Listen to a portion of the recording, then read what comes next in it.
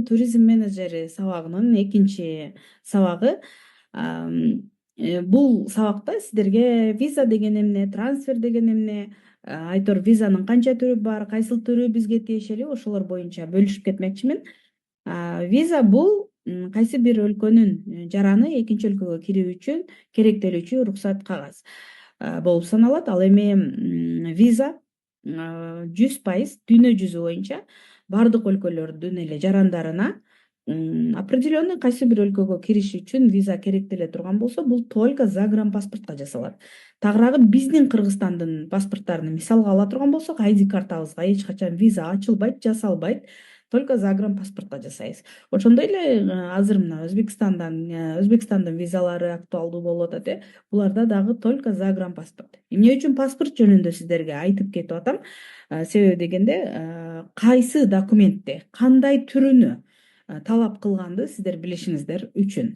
Түшүндүңүздөрбү? Ошон үчүн виза деген сөз болгондо, демек биринчи очередте сиздер сурай турчу документ бул загранпаспорт болот. Ал эми визанын 4 түрү бар. Биринчиси туристический виза, экинчиси мультивиза, үчүнчүсү студенческий виза, төртүнчүсү рабочий виза. Негизи визалардын түрү көп. Бирок эң көп спростогу визалар ушулар. Эми токтолуп өтөйүн. Туристический виза бул только эс алуучуларга гана ылайыктап жасала турчу виза. Бул туристический виза. Срогу көбүнчө 30 күндүк болот. Ал эми мультивиза болсо, бул деле эс алуучуларга, бирок бир өлкөгө кирип туруп, дальше дагы башка өлкөлөргө бара турган болсо, бир өлкө аркылуу мультивиза жасатса болот. Мисалыга азыр мына инкруиз дагы эмне дегендер болуп атат. Лайнер менен Дубайга барып туруп, анан лайнерге отурушуп туруп эле, анан Италия, Испания, Франция деп ар жактарга кыдырып келип атышат. Мына ошондой кыдыруучуларга мультивизаны сунуштайбыз. Ал эми мультивиза болсо 60 күндүк срок менен жасалат. Баалары ар жерде ар кандай. Студенческий виза кимдерге керек? Студенческий виза бул чет өлкөдө билим алгандарга, окуучу студенттерге керек. Бул визанын жасала турчу жолу, жасалуу жолу основания менен. Основания бул ал жактан чакыруу болуш керек, же ошол окуу жайдан бул адамды биздин окуу жайдын паланчанчы курсунда окуйт, же болбосо быйылкы жылы мынча срокко бул адам бизге окууга келатат, билим алганы келатат. Ар кандай срок менен жасалат. Ал жактан приглашение кандай келсе, ошого жараша жасалат. Мисалы кээ бирки айда виза, студенческий визалар деле 1 жылдык болуп калат, же 3 жылдык, же 5 жылдык. Мисалы 5 жылдык болуп калганда деле кирип чыгып жүрө берсе боло берет. 3 жылдыкта деле ошондой болгону, эгер 1 жылдык болуп калса, демек ал каникулда кайтып келип кайра виза жасатып, кайра барышка туура келет. Ошон үчүн сиздерден виза боюнча маалымат сураганда мына ушинтип эле жооп берсеңиздер болот. Рабочий виза дагы чет жакка чыгып иштей тургандарга. Көп учурда ал жактан основания ишке приглашение болуш керек деген талаптар коюлат. Бирок рабочий визанын жасалуу жолу без приглашения дагы бар. Ваучер деген эмне? Ваучер бул бардык төлөмдөрдүн аткарылгандыгын тастыктоочу документ. Мисалыга алсак, мейманкана, тур жана ичиндеги кызматтар. Кайсы учурда берилет бул бизге? Бул 3 күн же 72 саат калганда учууга электрондук түрдө жөнөтүлөт. Ошол туристиңиздер өздөрү распечатка кылып алышы керек. Аэропортко учканы барганда, мисалы, колунда уже распечатанный кагазы менен болуш керек. Трансфер деген эмне деген суроого, сиздерге трансфер бул отелден аэропортко, аэропорттон отелге ташуучу транспорт. То есть самолет, перелет болдубу, самолет менен барып конду, кайра ал жерден отелге жетиш керек да. Отелге жеткизет, кайра 5-6 күн эс алып, кайра үйүнө кете турган болгон учурда отелден аэропортко жеткирүүчү ортодогу транспорт бул трансфер деп аталат. Бул трансферди туроператор тарабынан бекемделет. Көпчүлүк учурда, мисалы, экскурсионный, групповой турларда автобустар жалданат да. Мисалы, экскурсионный анан групповой турларда аэропорттон отелге, отелден аэропортко эле жеткирбестен, күндүзү ошол дагы определенный кайсы бир шаарларга же кайсы бир музейлерге же дагы бир исторический жерлерге барганда автобус менен айландырып ташыган трансфер дагы ушул туроператор тарабынан даярдалган трансфер болот. Ал эми үй бүлөлүк же чакан 4-5 адамдык турлар болсо, мисалы чакан компания дейли болсо, мындайда кичинераак эле трансферди даярдашат. Анан ушул эле көпчүлүк баягы групповойбу, групповой эмеспи айтор адам санынан независимо, даже если бир адамга болсо деле трансферди алып коюу же болбосо трансферди кошуп коюу менен турдун баасына өзгөрүү кирүүсү мүмкүн. Так, гид деген ким? Гидти каяктан табабыз? Гид деген бул биздин неважно экскурсионный турбу, неважно кандай тур, ошол бизге биз барган тур же болбосо сиздин туристиңиз эс алуу үчүн тандаган туру кандай тур болсо дагы гид бардык турларда эле жок. Экскурсионныйдан башка эч кайсы турда гид болбойт. Гидти биз каяктан табабыз? Гид бул бизди отелден нары определенный белгиленген сааттарда алып чыгып, айландырып, келип кайра отелге чейин жеткирип койгон адам. Ошол биз барган жерлердин тарыхын, дагы бир именно ошол эс алууга тиешелүү биринчи жолу көрүп жаткан жерди ал адам бир нече жолу көргөн, ошол жердин өзгөчөлүктөрү менен, минус плюстары менен, же болбосо бул жерде кандай тарыхы бар, ошолор менен бөлүшүп, көрсөтүп, айтор жөн эле шаарга алып чыгып болсо да шаардын кооз жерлерин көрсөтүп келген адам бул гид болот. Ал эми гидти биз каяктан табабыз деген суроого, неважно сиздер экскурсионный эмес турлар менен жөнөтсөңүздөр же өзүңүздөр эс алганы барсаңыздар, гид туроператордун өзүнүн определенный гиди болот. Сиздер отелге жайгашып атканда кайсыл туроператор тарабынан бардыңыздар, баардыгы зафиксируется, ал жакта жазылат.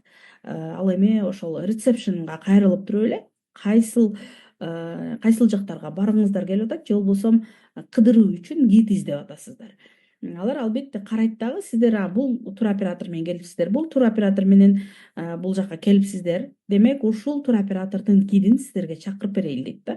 Сиздер самостоятельно эле жалдап алып эле алып кете турган бул мындай такси эмес да, түшүнүңүздөр Гидти жалдаган учурда гид обязательно ошол туроператор тарабынан өздөрүнүн трансфери менен келет.